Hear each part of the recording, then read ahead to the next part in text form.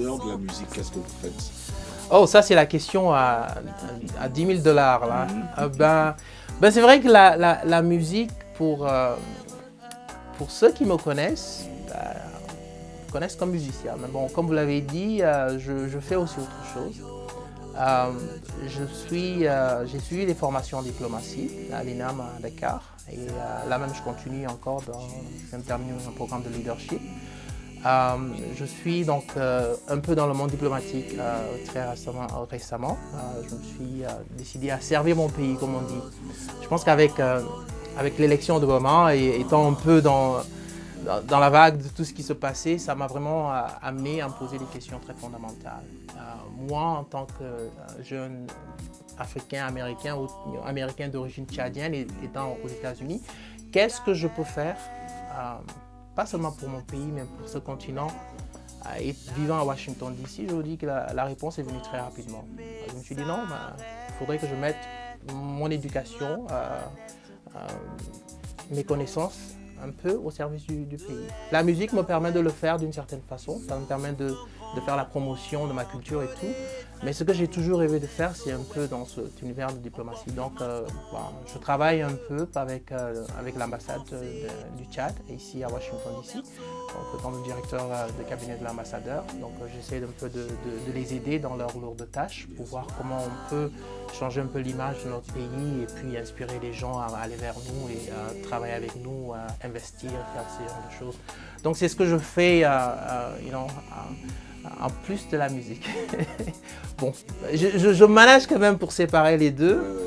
Et c'est vrai aussi que depuis que j'ai sorti mon album, je me suis un peu retiré de la scène musicale et tout, parce qu'il y avait quand même un peu de conflit d'intérêts, ce que je fais professionnellement et ça. Donc j'ai un peu mis les choses en veilleuse.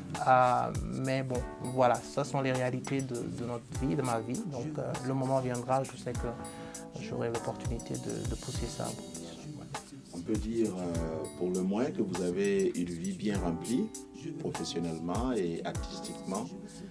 Et justement, disons un mot sur l'album que vous venez de sortir. Où est-ce qu'il est distribué? Cette émission sera vue en Afrique. Où est-ce qu'on peut se procurer cet album? Présentez-nous l'album d'abord et dites-nous comment on peut le trouver. Absolument. L'album Liberté est un album que j'ai sorti en 2009.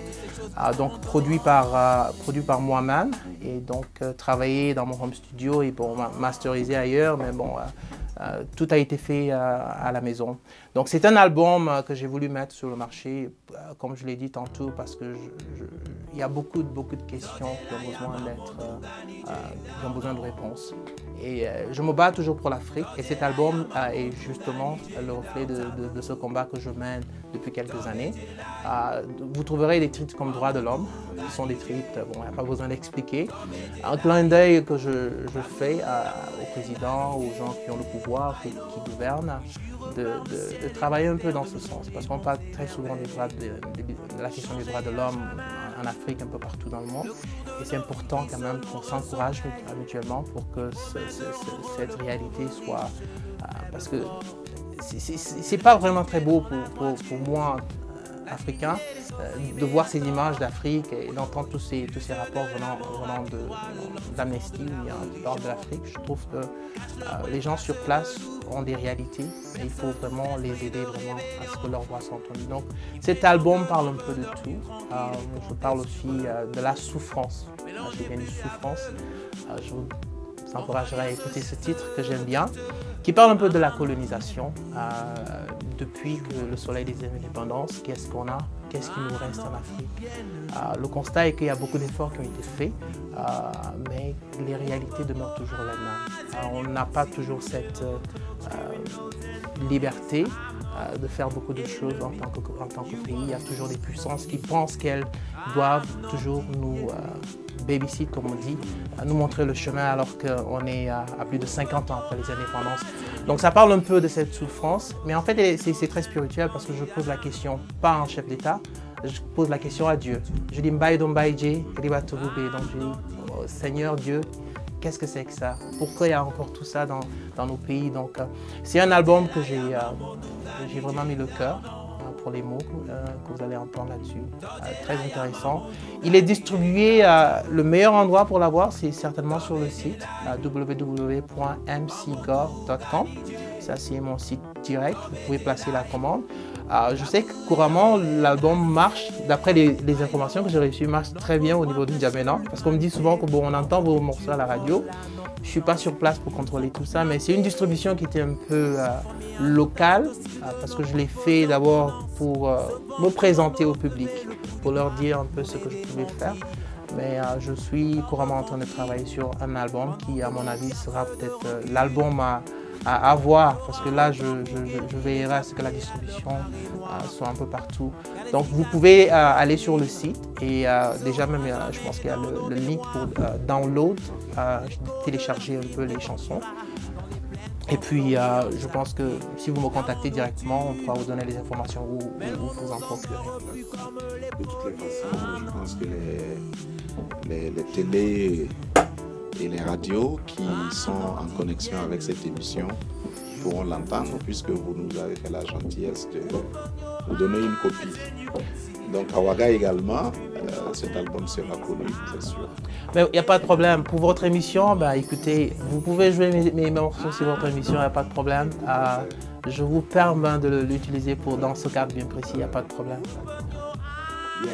Je voudrais maintenant vous demander si, après avoir parcouru ce chemin, quelqu'un qui aimerait venir là où vous êtes arrivé et qui est au point de départ, quel conseil vous pouvez lui donner? Le chemin de la vie, c'est un chemin très, très complexe déjà. Parce que quand on parle de la vie, on parle de quelque chose qui bouge, qui change tout le temps. Et mon expérience ne sera certainement pas votre expérience, ça c'est une réalité. Il faut aussi savoir cela, parce que moi j'ai fini comme je suis en train de finir. Ça ne veut pas dire que vous allez finir la même chose. Il faut toujours aller pour ce qui vous fait plaisir. Je m'explique. Allez-y pour ce qui vous passionne. Si vous êtes passionné par les études, prenez le temps d'étudier, prenez le temps d'avoir vos diplômes. Si vous voulez faire de la musique, écoutez, faites-le pas pour sortir seulement un album, mais faites-le pour vous épanouir. Faites-le en pensant également comment je peux vivre avec cet art. Si vous vivez en Afrique et que l'expérience américaine, européenne vous tente, alors je vous donne un très grand conseil, prenez votre temps, réfléchissez. Parce que très souvent, étant en Afrique, on a envie de venir en Europe, on a envie de venir aux États-Unis, parce que maintenant on voit la télé, sur l'internet, je ne vous décourage pas, mais il faut être préparé, il faut être patient. Et je reviens sur la patience, ça ne sert à rien de brûler les étapes. Moi, je connais des gens qui sont arrivés dans ce pays, peut-être pas avec tout ce qu'il faut, peut-être pas avec les papiers qu'il faut, mais qui, par un manque de patience, ont voulu aller vite en besogne, en prenant des chemins pas très clairs, pas très droits, et ils se sont retrouvés dans d'énormes problèmes. Ceux qui ont eu la patience d'attendre et de prendre le temps d'avancer doucement, avec l'aide de Dieu, les choses finissent toujours par s'arranger. Donc la patience et une très forte dose de foi. Si vous êtes musulman, écoutez, moi je vous demande de prier un peu plus. Si vous êtes chrétien comme moi, croyez en la promesse du Seigneur, qu'il sera avec vous tout au long de votre voyage. Et je pense que votre vie, et si elle est fondée sur lui, vous ne pouvez pas être surpris des résultats. Il fera le reste pour vous si vous lui permettez de le faire. Donc moi c'est un peu ça mon approche. Maintenant, un petit conseil que je donnerai aux artistes aussi, la musique a beaucoup évolué. Ce n'est plus comme avant où il fallait aller dans un studio, s'asseoir et puis attendre que le maestro fasse la petite magie là à l'époque. Nous on ne comprenait pas trop, c'était un peu compliqué. La musique a évolué. Chacun le fait maintenant sur son ordinateur. Chacun prend le temps de le faire. Donc, moi, je vous donnerai ce conseil de vous éduquer par rapport à l'industrie même de la musique. Il y a des choses que vous pouvez apprendre même étant en Afrique. Vos droits en tant qu'artiste, la carrière musicale, où est-ce que ça conduit, qu'est-ce que ça fait, des trucs comme ça. Il faut vous éduquer un peu sur ce qui se passe et ça vous permettra d'être un peu plus solide. Et dès que vous avez une opportunité d'aller pour un contrat, signer un contrat ou pour un concert ou pour une opportunité de voyage en Europe ou un peu partout, vous êtes au moins à la même page. Les gens ne vont plus vous exploiter, ne vont plus jouer votre musique comme ça parce que vous avez envie d'être populaire. Mais la réalité, c'est que l'artiste ne vit plus de ça maintenant. Donc, ce sont des conseils pratiques que je pourrais peut-être donner à ces artistes qui sont en train d'emprunter ce chemin de la vie. Et je leur souhaite un bon vent. Mama, mama, mama, ah, ouais, you are my